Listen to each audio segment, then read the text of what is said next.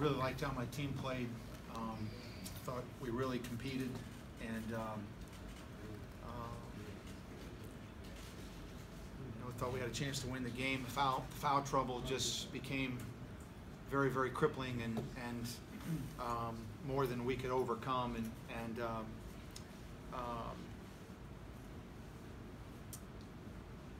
But I can't fault their effort. I can't fault how we tried to play. I thought they tried to follow the game plan.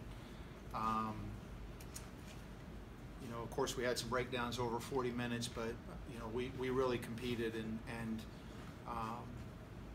Florida State has a good team. They're long and athletic and good, and in the end, that just kind of was the difference. They were just able to draw fouls. We couldn't guard them effectively enough without fouling them, but I was, again, very pleased with how our team played and how we competed, and sorry for them that we couldn't pull it out. Kevin, how frustrating is it when you have some things that you've been working on all season, turnovers, rebounding, and you have a pretty good day in a couple of those categories, and then it's just something else, the foul trouble, which hasn't been an issue for you all year? Right. Well, I think that it's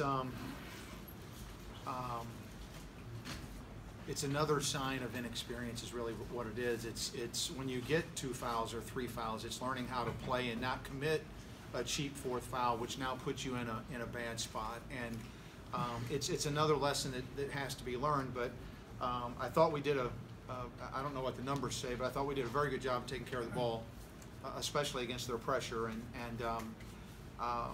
And for the most part, I thought we were able to get good shots. Finally, in the second half, we started getting to the foul line, and we got to the bonus pretty early, so we kept trying to drive it and get to the foul line. We didn't shoot a great percentage, unfortunately, but it's frustrating. But my frustration is more about, as I've said all year, these guys have been really, really coachable, really responsive to what we've asked them to do, and I just want better for them. Gene, I know you're asked this after every loss. Kevin, but that's okay. Yeah, Gene's a football coach, and we're not related, but he's a hell of a coach. I wish I was as good a coach as him. I know you're asked this after every game, but is there some other things you're seeing that is causing this losing streak? You said inexperience, the efforts there. Well, yeah, we're in a doggone tough league, and so. Yeah, we've had some good nights and some bad nights, and on the good nights, unfortunately, we haven't just been quite good enough.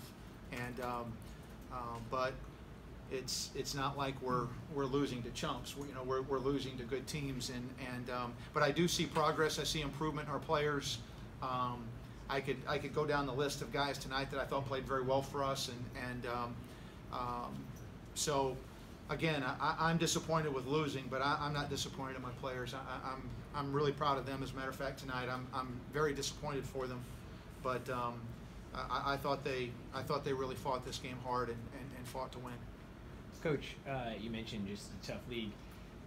Can you just give a little comparison or perspective on the differences between the ACC and the SEC just in your time there?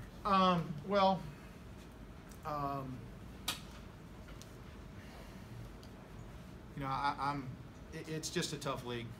The SEC is a tough league too. Generally speaking, it doesn't look like that's necessarily this year. The SEC was top heavy most years I was there, with Kentucky and Florida.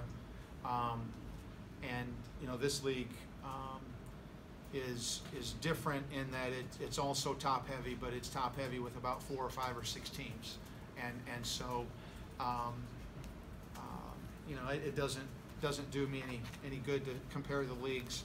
And I haven't been in that league for 2 years now, so I don't know what's going on in that league. But thank you. But this is, I've been in the Big Ten. I've been in what is now the Big 12, which was the Big 8. Been in the SEC, and I've been in the ACC. And to me, this feels like the toughest league. It feels like the best league I've ever coached in. And but it's just one man's opinion. Kevin, somebody might have asked you this, but I came in late. With Savoy and MJ Walker going into the starting lineup in place of Manning and Angola, how much did that change from your scouting report and how you set It didn't change anything, because I think one of the really great things that Leonard has is tremendous depth, and their playing style fits their depth. You know, they pick you up full court, they make you play, they deny passes, they overplay you, they push it on makes and misses. So they're trying to keep the game going like this by virtue of their offense and by virtue of their defense both. And so, you know, I don't know why those guys were in the lineup and other guys weren't, but it doesn't feel any different because they're all good. He brings, I mean, all 10 or 11 of those guys that he plays are all really good players, and so, you know, Savoy didn't feel like he missed, but hopefully he did. Yeah, we made him miss twice.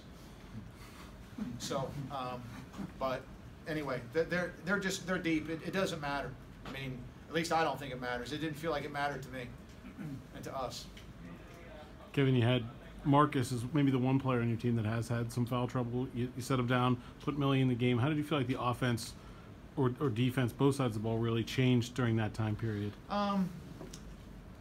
You know, there were some things that Millie helped us do that were good. We played them together a number of minutes too, and I thought that helped us some. Having two ball handlers out there, I thought that was good. But I don't know that the offense changed that much. Millie got to the basket some, and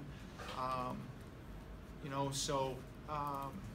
But we need Marcus out there. He's a stabilizer for us, and I thought some of his fouls were just, you know, fouls that he shouldn't commit, and especially when you're in foul trouble, and so he just has to grow from that and learn from that.